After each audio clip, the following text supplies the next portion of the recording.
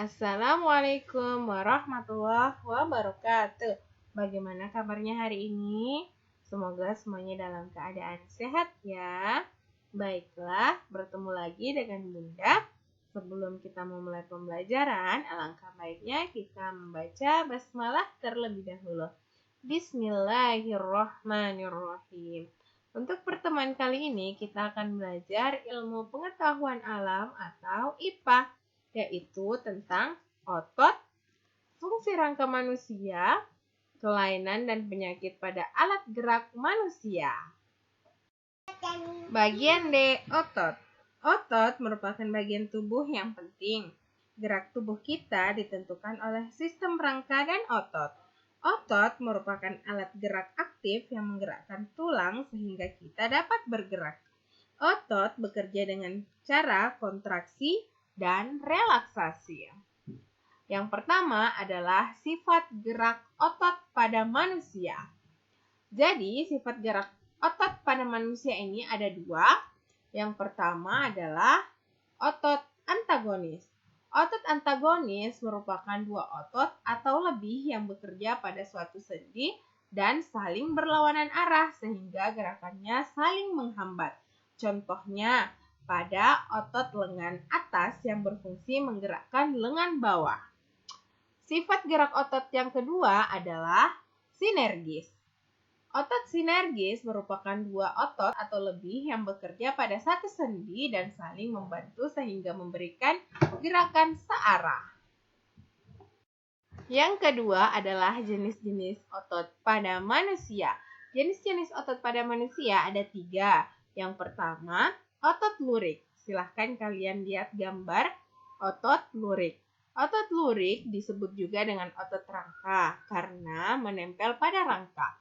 Gerak otot lurik atau rangka mencakup gerak yang dilakukan oleh tangan dan kaki, misalnya saat berjalan, menulis, dan makan. Jenis otot manusia yang kedua adalah otot polos. Silahkan kalian lihat gambarnya. Otot polos tidak memiliki garis-garis melintang seperti otot rangka. Otot polos dapat dijumpai pada dinding penyusun organ tubuh bagian dalam seperti saluran pernafasan, pencernaan, dan lain-lain. Jenis otot manusia yang ketiga adalah otot jantung. Silahkan kalian perhatikan gambarnya. Otot jantung merupakan jenis otot lurik yang hanya dijumpai pada dinding jantung saja. Bagian E, fungsi rangka manusia. Rangka manusia sulit diamati karena tertutup oleh kulit dan otot. Adapun fungsi rangka manusia ada 5. Yang pertama, rangka merupakan tempat melekatnya otot. Yang kedua, rangka melindungi alat atau organ tubuh yang lunak. 3, rangka menguatkan dan mengukuhkan tubuh. Yang keempat, rangka menentukan bentuk tubuh. Dan yang kelima, rangka menghasilkan sel darah merah. Bagian F, kelainan dan penyakit pada alat gerak manusia. Yang pertama, kelainan dan penyakit pada tulang. Jenis kelainan dan penyakit pada tulang yang pertama adalah akibat kekurangan gizi. Nah, silahkan kalian perhatikan gambar di bawah ini. Ini adalah kelainan pada tulang yang akibatnya karena kekurangan gizi. Tulang kaki bengkok disebabkan oleh kekurangan vitamin D dan kekurangan makanan yang mengandung kalsium. Penyakit yang diakibatkan kekurangan gizi dan kalsium ini adalah yang pertama, rankitis atau tulang kaki membengkok keluar, biasanya disebut dengan kaki O. Yang kedua, tulang membengkok ke dalam disebut dengan kaki X. Dan yang ketiga, osteoporosis atau penyakit pengeroposan pada tulang. Jenis kelainan dan penyakit pada tulang yang kedua adalah akibat kebiasaan atau sikap tubuh yang salah. Kelainan tulang juga dapat disebabkan oleh kebiasaan duduk. berdiri dan tidur yang keliru sehingga tulang belakang tidak tegak sebagaimana mestinya. Nah, silahkan kalian perhatikan gambar di bawah ini. Di sini adalah 4 gambar posisi duduk. Nah, kebiasaan duduk seperti ditunjukkan pada gambar A, perhatikan ya, dapat menyebabkan skoliosis atau tulang belakang terlalu membengkok ke kiri ataupun ke kanan. Nah, kebiasaan duduk yang ditunjukkan oleh gambar B dapat menyebabkan lordosis. Nah, lordosis adalah tulang belakang terlalu menjorok ke depan. Nah, gambar bagian C, silahkan kalian perhatikan.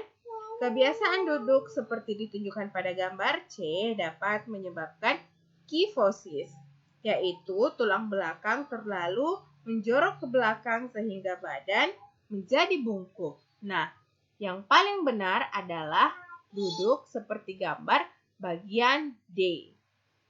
Nah, kelainan penyakit pada tulang yang ketiga adalah akibat kecelakaan. Contohnya, tulang retak, patah tulang terbuka, dan patah tulang tertutup. Kelainan dan penyakit pada alat gerak manusia yang kedua adalah kelainan dan penyakit pada sendi. Kelainan dan penyakit pada sendi ini ada 2. Yang pertama, asam urat. Asam urat adalah penyakit yang menyerang sendi sehingga sulit digerakkan. Yang kedua adalah rematik.